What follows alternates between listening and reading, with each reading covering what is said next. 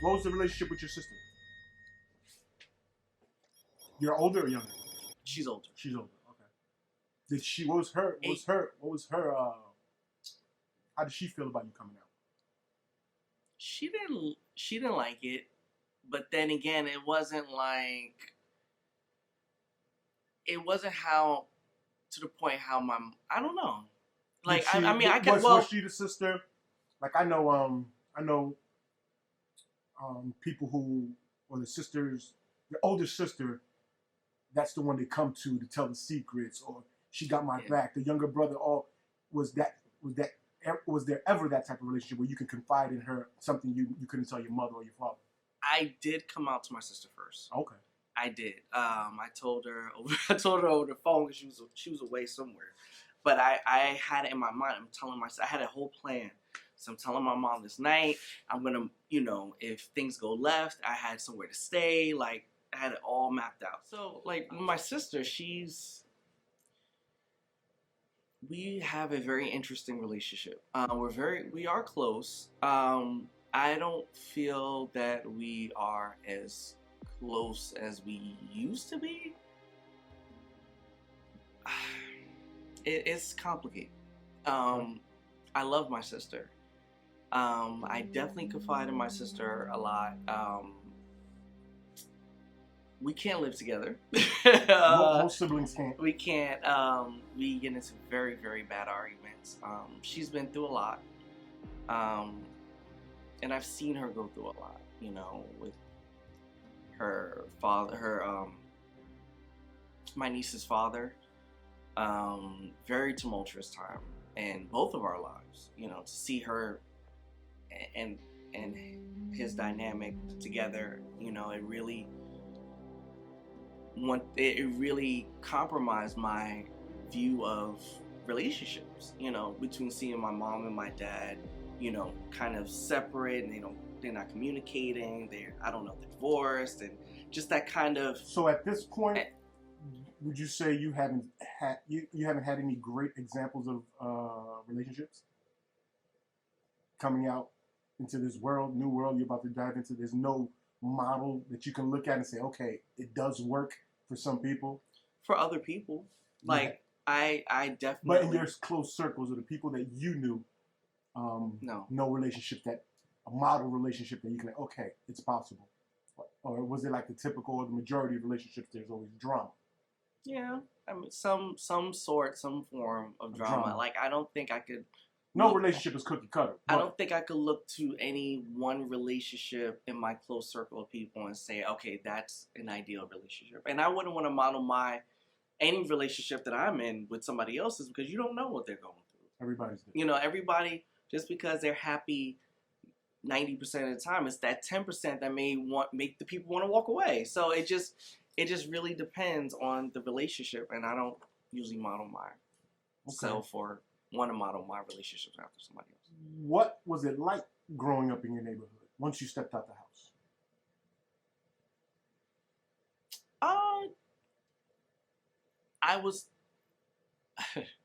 I was blessed and thankful, and I was blessed enough to grow up in. While I did grow up in Soundview, which was in the 90s, I mean, you're dealing with all types of things. You're dealing with drugs and gangs and violence. And you're still dealing with that now, but it was rampant back then, especially in Soundview, Hunts Point, South Bronx area, But the neighborhood, the immediate neighborhood I grew up in, was very close-knit. It was like you had that village mentality, where it's like you had all the older people sitting downstairs, watching everybody come in, and it was a different environment back then. What was school like? Grammar school, high school, or in college, if you went to college? What was your experience? I learned to. I did enjoy school. You did. And despite what my mom says, I did enjoy school. I love learning. What kind of student were you? was an okay student. I became a little bit better in like junior high started getting hard, but I still, I still was in it. I actually got to honor classes in high school, which was awesome. My first high school I went to. I wound up going to 3 before leaving high school altogether and just getting my GED. Okay. So, did knowing you were a gay man affect the way you acted in school? I mean, the way you moved, or I didn't really identify as a gay person. You didn't know at that time, or you didn't feel that at that time? I didn't feel that way. Okay. Until I just really came to terms with who I was around 15. Okay, you're in high school at that time. I'm in high school at this point. How was that experience, the high school experience, knowing you were out in school or just to your family? To my family. Okay, so and school, to my close friends. To your close friends. Yeah. So how was the high school experience? It was not smooth at all. The friends that I had, because some of my friends that were actually in my junior high, we actually wanted to go in the same high school together. They decided that they wanted to, for some reason our friendship it didn't survive that transition from junior to high school as well as I thought it would. Even when I felt like I needed like my buddies, whatever, because of everything else that's going on in high school, the attempt at bullying, because I would say I don't think I was bullied. Did you defend yourself? Yeah. Did you get into a lot of fights? No fights. No No fights. physical fights. But No. so you knew how to maneuver Yeah, the like, bullying, the ignorance. it was never like you had to navigate around the ignorance. You have to, and it was you have a lot of closed-mindedness, because a lot of kids, and I went to all boys school.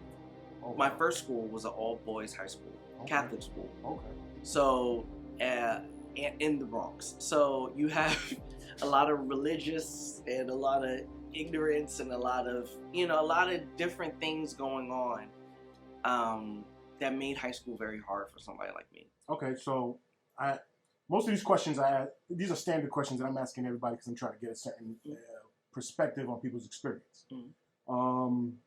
So now you're in high school, you're outside, and like I said, I asked, they're always asking you, what are you going to see the people around you, and you'll see yourself in 5 years. Who were the kids around you in high school, and how did they shape who you were coming out of high school? Like, who were your close friends, and what were their influences on you?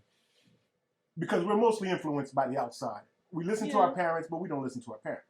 We listen to our buddies, whatever we see on TV, the streets. That's where we're usually molded from. Unless we have a really good, strong household, and we really pay attention to our parents. So how did the kids you hung around with shape who you were at that time? Or were you an independent person who just did his own thing? Which is very difficult at 15.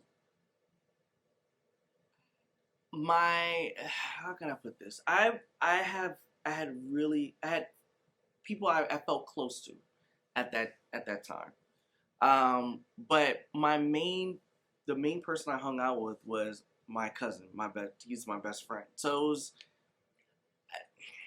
I don't think people around me that I felt close to helped to shape me. I think my cousin and I helped to kind of grow and shape each other because we were kind of,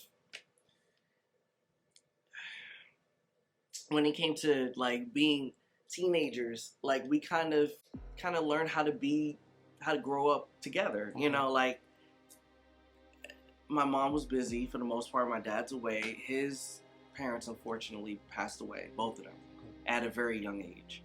So he had to grow up very quickly. So, and being that we really didn't have that parental oversight kind of thing, we had our siblings, but they were out doing, they're doing their thing, So we kind of became very independent and very grown. So by the time high school came, I was very quote unquote grown thinking, like I felt like I didn't really, if I didn't get along with these people, that was fine. Like I had my cousin, I had, my family. So it hurt a lot for my friends that were in junior high school not to be as close with me as we were before. But eventually I kind of learned that that's high school. What do you you know, think and then what do you think of the saying, "People in your life are seasons"? oh yeah, I mean. Can you chalk that up to that, or do you feel We still like talk now, okay, here and there. You know, it's like, hey, how's it going? And to hear about their lives one of now, those things like seasons that. in your life? Yeah, it's but at the time, everybody in high school is trying to make their place. Not trying to create their place in the whole grand scheme of it.